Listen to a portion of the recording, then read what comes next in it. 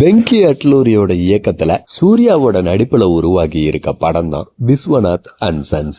இந்த படம் சூர்யாவுடைய 46வது படமா உருவாகி இருக்கு.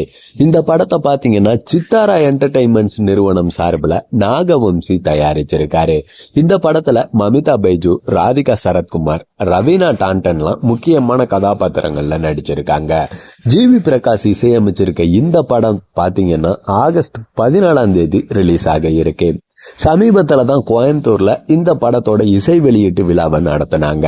இந்நிலையில இந்த படத்தோட ட்ரெய்லரும் பாத்தீங்கன்னா ரிலீஸ் ஆயிடுச்சுங்க. இந்த ட்ரெய்லர் தான் இப்ப பரபரப்பா பேசப்பட்டு இருக்கு. ட்ரெய்லர்ல சூர்யா துப்பாக்கி சுடுற போட்டியில கோல்டு மெடலை ஜெயிச்சு வர்ற ஒரு பணக்காரரா இருக்காரு. ஆனா அவரோட குழந்தைக்கு பாத்தீங்கன்னா எலும்பு தொடர்பான பிரச்சனை பெருசா இருக்க, அதை சரி செய்யணும்னா மாற்று அறுவை சிகிச்சை செய்யணும் அப்படின்ற மாதிரி டாக்டர் சொல்றாங்க. அதுக்கு நன்கொடையாளியா வெளிநாட்டுல இருக்க மமிதா பைஜுவை வர வச்சு சிகிச்சை முடிகிற வரைக்கும் தன்னோட குடும்பத்து கூடயே இருக்க வைக்கிறாரு சூர்யா. அப்ப சூர்யா மேல மமிதா பைஜுவுக்கு காதல் வர, அந்த காதல் ஜெயிச்சுதா இல்லையா அப்படின்ற கேள்வியை தான் ட்ரெய்லர் முன்வைக்குது.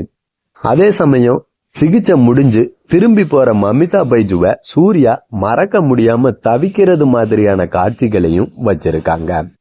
குடும்ப சென்டிமெண்ட், காதல், பிரிவு, ஆக்சன் அப்படின்ட்டு கமர்ஷியலான அம்சங்களும் இந்த ட்ரெய்லர்ல நிறைஞ்சு கிடந்துச்சு. இதுக்கடையில ட்ரெய்லர்ல சூர்யா பேசுற டைலாக்ஸ் தாங்க, ஒவ்வொரு டைலாக்ஸும் வேற மாதிரி.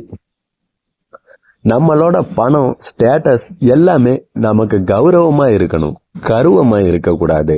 மனுஷங்க பிரியிறது சண்டை போடுறதுனால இல்ல, சண்டைக்கு அப்புறம் எப்படி பேசுறதுன்னு தெரியாததுனாலதான்.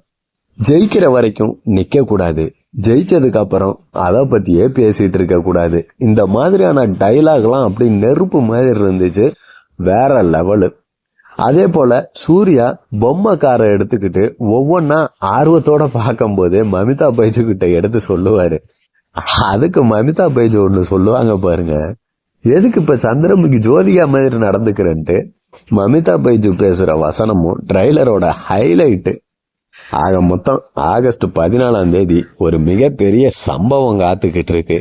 கருப்பு படத்து என்ன மாதிரியான ஒரு சம்பவம் பண்ணிச்சோ அதை விட பயங்கரமான சம்பவத்தை விஸ்வநாதன் சன்ஸ் பண்ணும். கண்டிப்பா எனக்கு அந்த நம்பிக்கை இருக்கு. உங்களுக்கு ட்ரெய்லர்